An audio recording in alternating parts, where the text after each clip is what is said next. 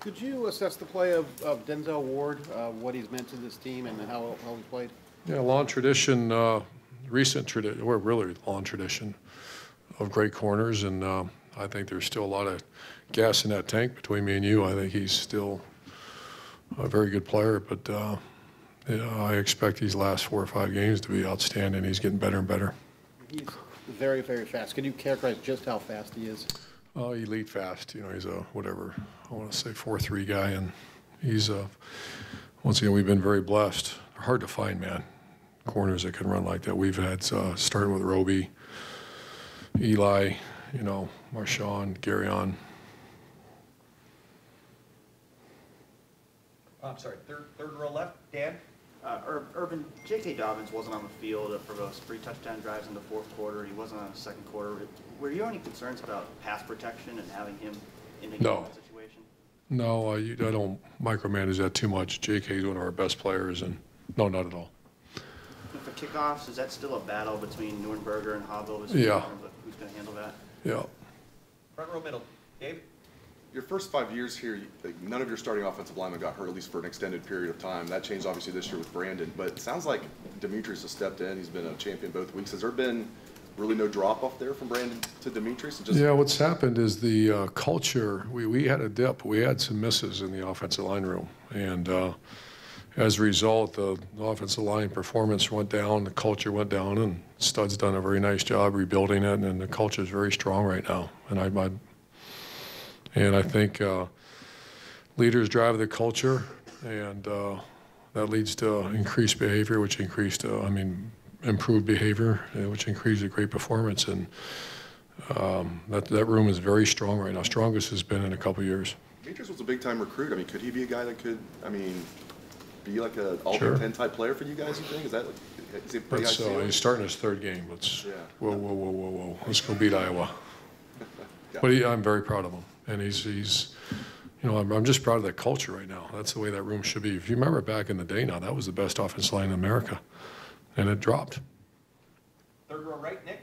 A lot of times when Ohio State goes on the road, you have a scenario where you oftentimes have as many fans as the home team does. When you get into a stadium like that, does that have any real effect on a game when you guys see that? Sure. That won't happen this game. Iowa's got a rich tradition, a lot like Nebraska. Where, you know, I don't imagine there'll be some Buckeye fans, but these kind of places, unless it's changed. I remember being there years ago, and that's a strong tradition, and we're anticipating a really Big Ten crowd. Far left, Matt. Just talk a little about Iowa defensively. Their numbers are pretty good. What do you see? What jumps out at you? Toughness, one of the best middle linebackers I've seen in a while. I don't want to stereotype a player, but he's an Iowa linebacker. You know, I've coached against him probably the first time as a head coach at the Outback Bowl, and I think his name is Greenway, great football player, and he's a stereotypical Iowa football player. It's very systematic the way they do their business, and he's just a very rugged defensive line, and they're very good. Second row right, Tony. Johnnie Dixon after last year, almost gave up football. Have you talked to him since the season started about that decision? Sure. Talked to him. We called his high school coach, Jack Daniels, the other night. Classic name, Jack Daniels. I actually called him on, I want to say Monday night he came in, and we called him up, and Jack's been a friend of mine for many, many years, and Johnny's a great feel-good story because he just persevered. It was awful. And you know, unless you walked in those man's shoes to, you know, have all this hype coming out of high school and just not be able to perform, and then you start feeling sorry for yourself, etc. So great storyline, and no one ever gave up on him. He never gave up on himself. It's hard. Far left, front row, Doug. Urban, we talk about so many things with JT that he does as a quarterback. In the fourth quarter, just in terms of like pure arm strength, making throws in tough windows that you had to rip. What did you see from him just in terms of that raw part of it? Elite. I just think Ryan Day has done such a good job with him. You know, I watched the drill work he does. I watched the and we do it. So this is the drill, this is the play, this is the situation where you're going to use that drill, and it's over and over and over. So I just think the two of them working so good together.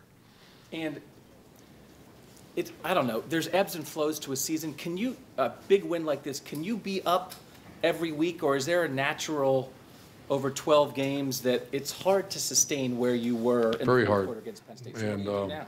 that's leaders, and it's that whole culture within the program. And, you know, it's not what you're going to say in pregame locker room. It's not what you're going to say at halftime. It's the training and development, leadership training and investment. If you're really, really invested, it's hard to like, have one of those.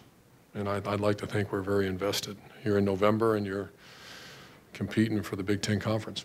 And last couple of questions, our front row right, Tim?